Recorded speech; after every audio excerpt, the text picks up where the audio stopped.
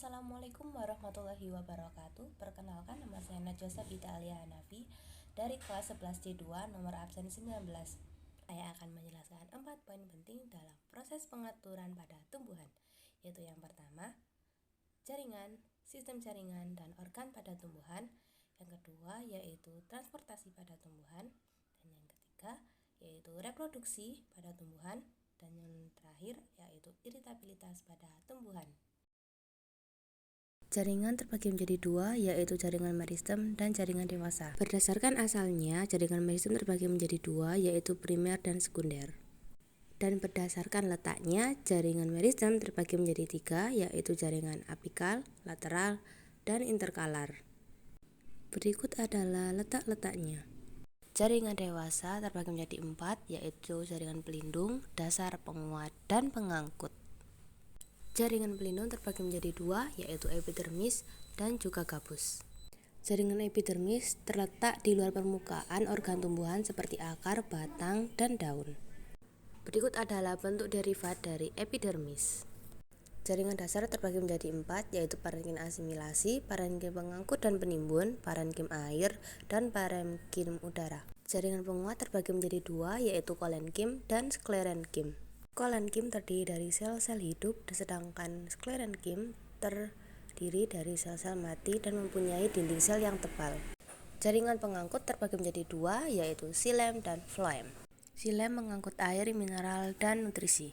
Floem mengangkut makanan seperti glukosa dan nutrisi organik lainnya. Sistem jaringan adalah kumpulan dari jaringan meristem dan juga permanen yang membantu tumbuhan bertumbuh dan berkembang. Organ tumbuhan terbagi menjadi 4 bagian, yaitu akar, batang, daun, dan juga turunan atau derivat. Berikut adalah letak-letak organ tumbuhan. Transportasi tumbuhan terbagi menjadi tiga, yaitu apoplas, simplas, dan transmembran. Apoplas bergerak di sepanjang dinding sel atau ruang antar sel. Sedangkan simplas bergerak melalui sitoplasma dari sel ke sel melalui membran sel. Sedangkan transmembran dapat bergerak melalui jalur apoplas dan juga jalur simplas secara bersamaan. Berikut adalah contohnya. Kingdom Plantae dapat berkembang biak secara seksual melalui pembuahan dan secara aseksual melalui pembelahan sel.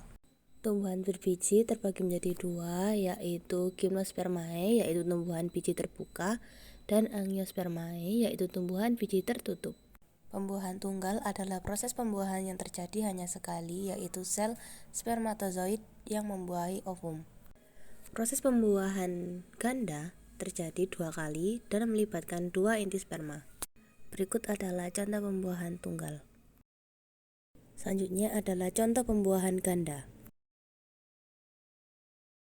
Beberapa faktor lingkungan akan menimbulkan respon dari tumbuhan, yaitu cahaya, gravitasi, dan stimulus mekanik. Respon tumbuhan terhadap rangsangan tersebut adalah berupa gerakan-gerakan menjauhi atau mendekati sumber rangsangan. Berdasarkan asal rangsangan, gerak pada tumbuhan terbagi menjadi tiga, yaitu gerak higroskopis, yaitu gerak disebabkan oleh perubahan kadar air di dalam sel tumbuhan. Gerak asionom merupakan gerak tumbuhan yang disebabkan rangsangan dari luar tumbuhan. Gerak endonom atau autonom merupakan gerak tumbuhan yang disebabkan rangsangan dari dalam atau dari tumbuhan itu sendiri. Gerak asionom terbagi menjadi tiga. Yang pertama adalah tropisme, yaitu respon gerakan tumbuhan yang terjadi sebagai tanggapan terhadap arah stimulus tertentu. Kedua, nasti, merupakan respon gerakan tumbuhan yang tidak bergantung pada arah stimulus. Terakhir, taksis, merupakan respon gerakan yang terjadi sebagai tanggapan terhadap stimulus eksternal tertentu.